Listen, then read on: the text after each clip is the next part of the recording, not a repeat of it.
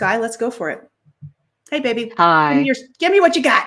All right. All right. I almost feel guilty being back again, like I'm hogging the airtime. And I never feel greatly that way. appreciate this. Oh, really? No. I never ever. For some reason I'm not used to this. I'm not used to getting assistance, and I greatly appreciate it. My pleasure. So I was listening to the last yesterday's episode, and I think the man was Robert, and he had all these bad things that had happened to him, and it made me think of myself. I didn't mention that all these crazy things have been happening. And so I wondered over the last year, with regards to my properties and the fact that I have 3 vacancies and have had 3 vacancies for quite some time now, more than a year, and am working on not only renovations, but repairs and serious structural changes as well. And my big issue has been that I'm concerned that I'm going to lose my life savings because I've sunk my life savings into all this. It was not the plan originally, but it has dragged on so long that that's what's happened. And I have fear that I don't deserve wealth. I have fear that I will lose my life savings. Sometimes I fear being homeless. And because of all these obstacles that yesterday's episode revealed, and you said you couldn't really help him, but you did say one thing. You said it could be that the universe is telling you you're on the wrong path. And I kind of wonder if I'm on the wrong path. So let's check your IGS. So you did the 14-day experience, right? No, what did wish. you do? What have you done? Did you do the 5-day? Yes, the 5-day, but I put everything. Okay. I put spending on hold because I'm down to my last life savings. I have to survive. Well, I understand. It's only $47 though, and it's something you can't. I mean, I get it. I totally get it, but I highly recommend doing it. It's going to go up in price to $97 actually shortly. So here's for the 14-day. Is it available at 47 US? I mean, I'm in Canada, so it costs a lot more. Right now it is available at 47. Oh, maybe I should just do it. I would, and I understand, but it'll save you money. Yeah, it'll save you understanding how to use your IGS. Okay, and then we can really work. We can dig deep and work, and you get a month of coaching. So even after this month is over, you'll get a month. So here's the thing. Let's check your IGS. Okay, I'm trying. Hold the thought. Okay, I'm with you right now. We're going to do it right now together. You're not alone anymore. Okay, so here's the deal. So as you hold this thought, notice what happens between your throat and your solar plex area, right where your ribs come together. Okay, just hold the thought. And which thought? Properties that I've purchased. Okay, the properties. I'm going to give it to you right now. Okay. So here we go. So these properties, I should have never bought them. They are not something. I'm off track in my life by having done that. I bought into something that wasn't a part of what I should be doing. Instantly, I want you to tell me what you feel in your body. Open, closed, or neutral? Open. To my surprise. Okay. All right. Okay. I mean, it felt like it was going up here. Yeah, honey. Okay. You do feel open. I can feel it. All right. Now, let's see what we need to do with that. Because you're only a few opening thoughts away from being back on track. So hold the thought. Selling the properties, I will get back to where I need to be. And there's another place where I'm going to build my wealth. First response. Now, in this, you're going to have background thoughts that are going to pop up. Your internal guidance system is giving you responses to everything you're thinking. So I need you to be aware. This is where the training comes in of anything that comes up, because you're going to like, oh no, I blew it. That's not how it works. In real life, with divine God and source and energy, okay, you're never at a deficit. As soon as you get back on track, flourishing happens. You get right back into flourishing in your life. Okay, does that make sense? Let me get some clarification. So if if I got an opening regarding I shouldn't have bought these properties, and the reason I've been wondering that is because I didn't know what I know now. I had very little Yeah. experience. And I also we didn't know about the bylaw regarding the low ceiling in the basement being too low. We didn't know anything about that. And the real estate agent, she actually said, "Oh no, these are legal, blah, blah, blah. Like the ceiling height here is going to work." And she was wrong. And so we were shocked when we found out, 3 years later. So does it mean that if I made a mistake buying them, does it mean that I have to relinquish them? Do I have to sell them? Well, I don't know. You have to check out your IGS. There's no have to in our lives. That it's really about what you're open to. What you open to is what is true. So, okay. So what's the question or not the question? You said So I there want was a you. phrase. So you're already getting a little bit of guidance. So as you're thinking through this, tell me what your thinking is already.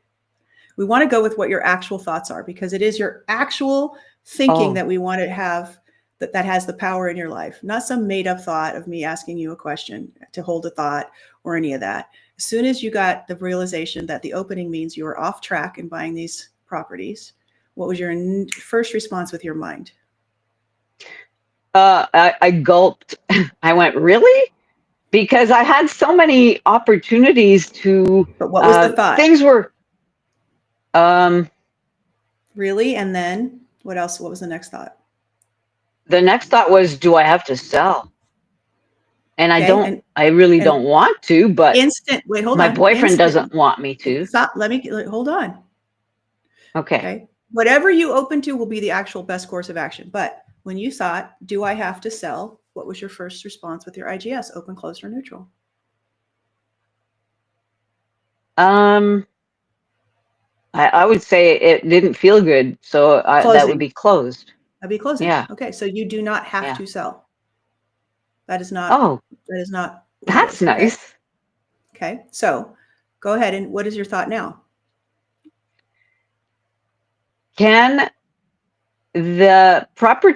can the two residential units out of the three, one is commercial, can the two residential units be rented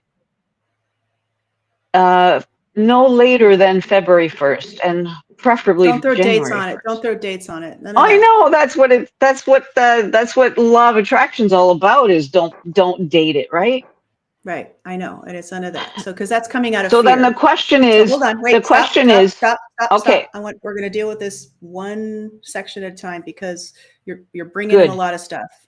It's really important. Yes. Okay, so let me walk you through. This is why the training is important. Do the ding training, I swear, because then you and I are going to like skyrocket I'm going to your sign things. up. I'm going to Okay, sign up so only because I can then give you tonight. good, because then I can give you so many more, like, okay, and then there's this and this, and that's what you've learned here, so we're going to apply it there. That stuff. So you immediately went to fear. So what happened is so here's what I'm going to retrack what we just did with the coaching with your IGS. One is you got an opening that you bought these houses with an intention of making money, and it was off your blueprint and off track. Then you immediately said, oh gosh, do I have to sell them? And you got a closing, so you don't have to sell them. And then you immediately went into, when I was like, okay, so what's your next thought? You constructively went into, well, a question more than what your actual thinking was. Well, can we get these two residential units done by February 1st? The only reason that you would ask the question, can we get these two residential units rented by February 1st, is because you're in fear about money. All fear is closing, which means your thoughts about running out of money and these things having to rent is not true. And the dire consequences that you're thinking of, okay, are not going to happen. So Wow. what you're thinking You is told me that true. before. And that's why the coaching is so important, because I have to keep reminding you and listen. The only reason I'm so certain is because I've had over 40,000 people again and again and again, and this has been true every time. So I believe you. And so here's the thing. So whatever your fears are, let it go. And now let's go back to, okay, when you thought, I don't have to sell them. What was your initial, because we want to work with your real thinking, because your real thinking is what controls your life.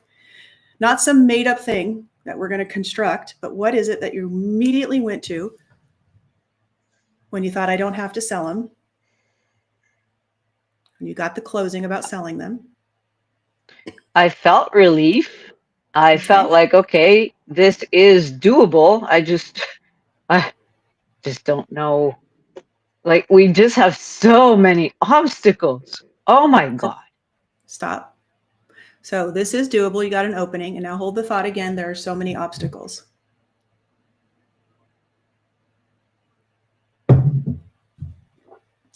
Don't think that long on it. First thought. It's an open. We have a lot of obstacles. It's open. Okay, Yeah. now I want you to hold the thought. Just hold the thought. Do I really want to go through all these obstacles, or is it really better to sell? It feels open. I really want to go through these obstacles. Is it really? I said, do I really want to go through these obstacles, or is it better to sell? Well, that's two different points of view. How do I know which one the open feeling is applying to? So just hold the Two thought. different Is it better extremes. to sell? Is it better to sell? It goes down. Okay, then that's closing. So yeah, you really want to go through the obstacles. It's going to be worth it in the end. I believe that. And I feel like I'm crazy because everyone, like, I don't even want to talk to my family anymore because they keep telling me to sell. And they're low risk. They don't take risks. They're not, entrepreneurs. And I don't know that I am an entrepreneur, but I kind of have been forced into it now. You're consistent. I wouldn't consider real estate entrepreneurialism. Okay, I would consider it investing. There's a difference. Really, truly, there's a big difference. It's an investment strategy more than an entrepreneurial endeavor. Now, if you want to go out and get an apartment complex and start really going after it, but having two buildings where you've got, that's really, it's an investment strategy for the future. So that's the one way to look at it. Right. And it's actually a really important way to look at it because an entrepreneur will spend a lot more money for their business returns, but in real estate, there's only so much returns you can get. In an entrepreneurial experience, the returns are based on a lot of different variables than you have in real estate. Okay, so in real estate, it's very cut and dry, right? This is an investment. It's part of my portfolio. It has to do X. If it's not doing X, I have to get rid of it. That's an investment thing. Entrepreneurial is, there's all kinds of levers I can pull to determine and to shift and change the business to get the maximum return from the effort I'm putting in. And in real estate, there just really isn't. There's a cap. Does that make sense to you? Yeah. Yes. Okay. So you're an investor. Yeah, we're restricted by the income that we get. And God knows there's been none lately. Right. Well, but that's my thing. That's so this is why it's super important for you to get this point. You are an investor.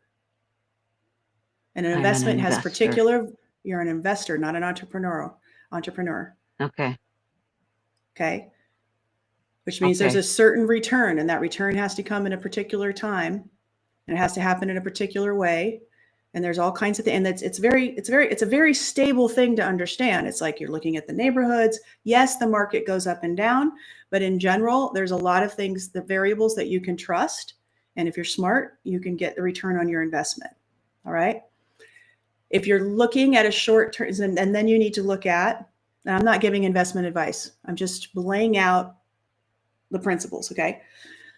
If you're looking for like a short-term return on the investment with the rental, where you have to actually live off the money you're getting from the rental, then that's a particular type of investment.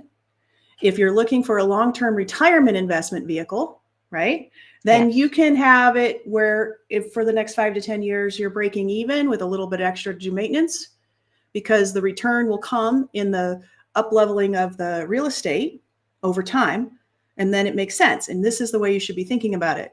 An entrepreneur is a completely different ball of wax. Okay.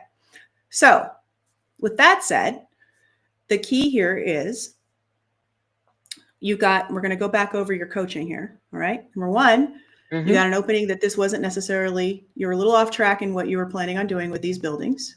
You got an opening there. There's stuff you didn't know. There's more investment in the upfront to get them ready to rent based on the restrictions of the county and things around the ceiling and all that. But you still got an opening that it wasn't the right thing. You got an opening that you got a closing about selling. You got an opening not to sell. You got an opening that you're willing to go through these obstacles. And so that if you get an opening that you're willing to go through the obstacles, that means that you can handle them, you can afford them, and they will be worth it in the end. Okay? And then the last thing that I just want you to hold is that my plan, which we just went over as an investor for this property, okay, to help me in my retirement with what I want to achieve with it will happen. Open, closed, or neutral. You don't have to close your eyes. Just hold the thought. My plan will actually, in the end, will be fine with what I want to achieve with these properties.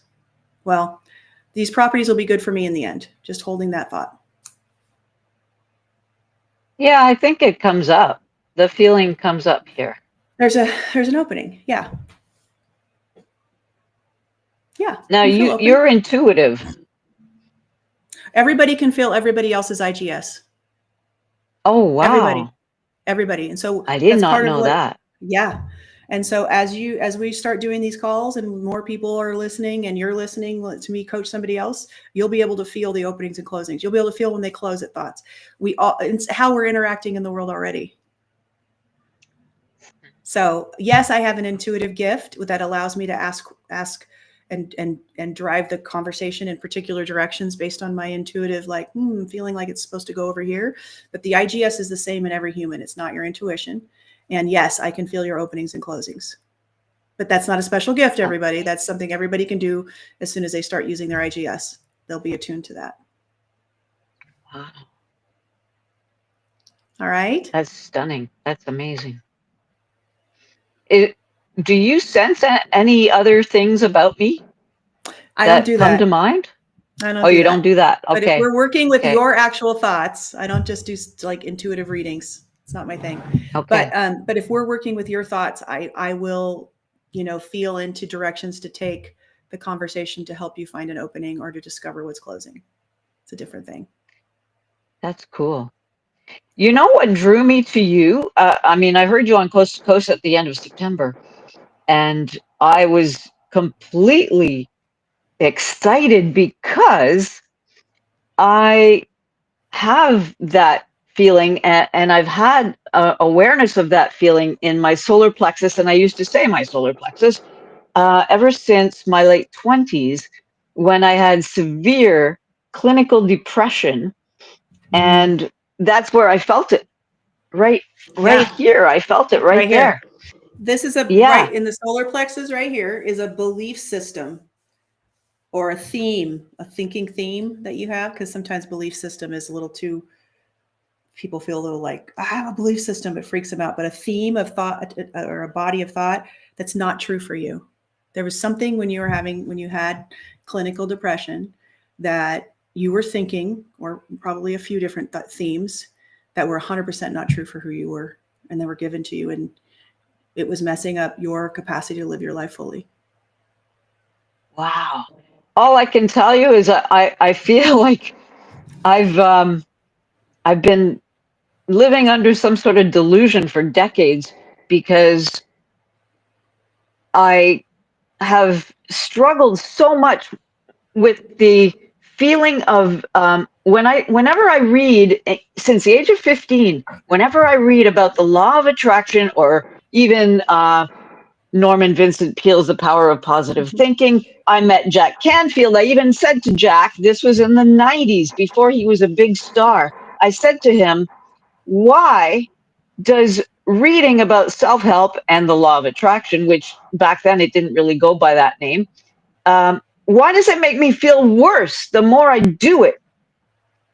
And one of your videos that you, Zen, sent in the early first month talked about how you thought you were told that you were jealous, but it turned out you found out that you were not jealous, you were insecure. And that's why when you did work on your jealousy, it didn't feel right. And for me, I want to understand why when I do work on the law of attraction, it doesn't feel right. It's the What is background this? thoughts. It's the background thoughts. So what The probably the background uh-huh. thinking. So when we go, so there's lots of ways that we can, when we go, with lots of ways that we can process personal development. Okay. So the mind generally goes straight into black and white, compare and contrast. And so you can go to, I can do this. Wow, this is amazing. And you may get an opening that you can do that, or you may get a closing that you can do that. Your IGS is completely, has no connection to positive thinking whatsoever. Your internal guidance system, the IGS, only has an attunement to your blueprint and whether it knows what's true for you and what's not. The opposite is, like, from the I can do that, I've been inspired, is I don't know if I can do that. I'm incapable of that. That's not something that I don't believe I can do that. That sounds too hard. That's too far away. So there's an inspiring experience, or there can be a collapsing experience. Now, if you're closed, and so as you were doing the personal development, I would imagine that there was part of you that was feeling as if you couldn't do it. Yes, that's for everybody else, not me. They don't have the problems I have.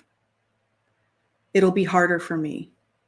Now, the it'll be harder for me came from the ages of 0 to 7, what you heard about yourself or what you witnessed in somebody else trying to get ahead, trying to make it in the world and fail.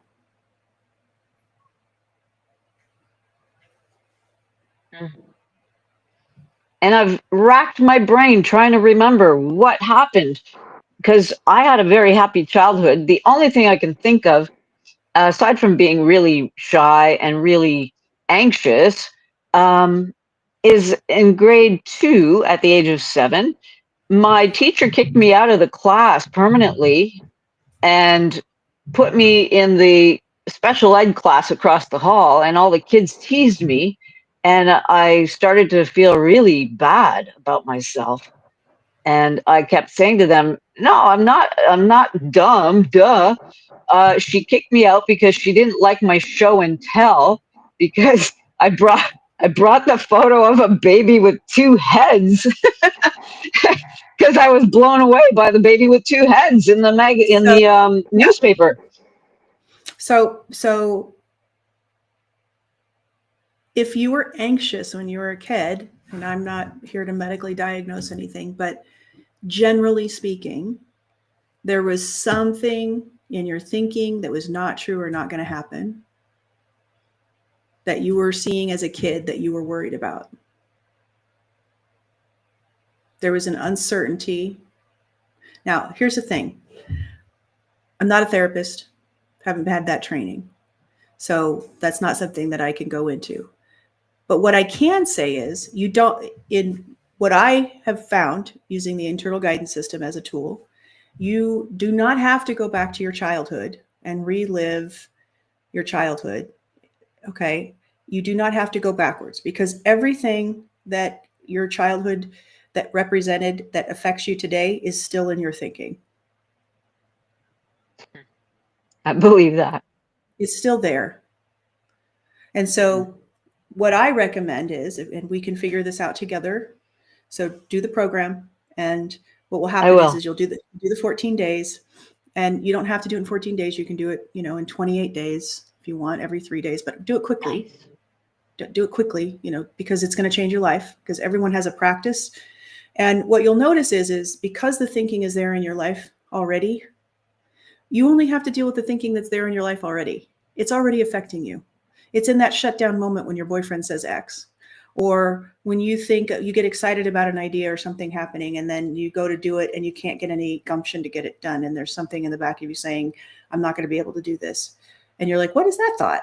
Right? We catch the thoughts as they come up in our lives, and those thoughts lead us to what needs to be shifted with the practices to find the opening. And when you find the opening, the new neural pathway starts and your brain gets reconfigured to who you actually truly are today. And there is a divine essence in the process that I have not defined, and I've left it nebulous because I don't think it's mine to do, that will lead you.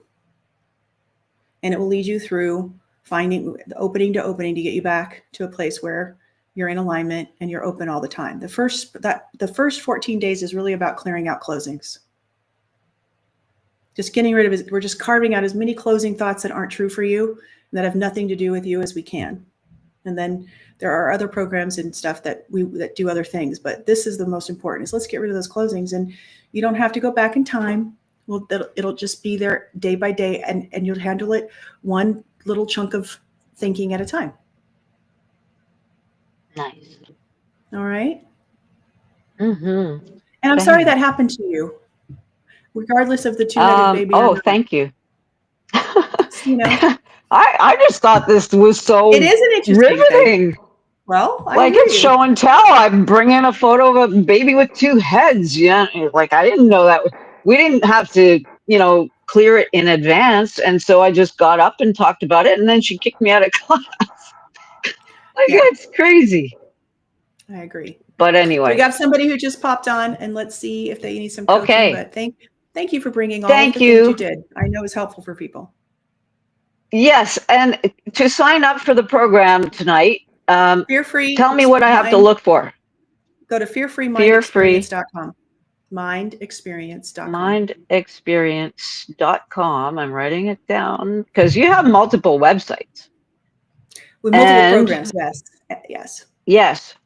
Okay, and then that'll be that's the one, right? 47 US, which is like $1 million Canadian. Sadly. Sorry about that. Okay. But yes. Yeah, it's been the way it is for 30 years, at least maybe 40. Even in high school, Believe the me, dollar here was. It's worth it. Oh yeah, you won't regret it. I appreciate you saying that because I didn't know. I was going, shouldn't I? I joined so many things, and a year ago I joined Natalie Ledwell, My Movies, and then I know you do. That's why I mentioned it, and then Jack Canfield. I know you know him. I know Jack.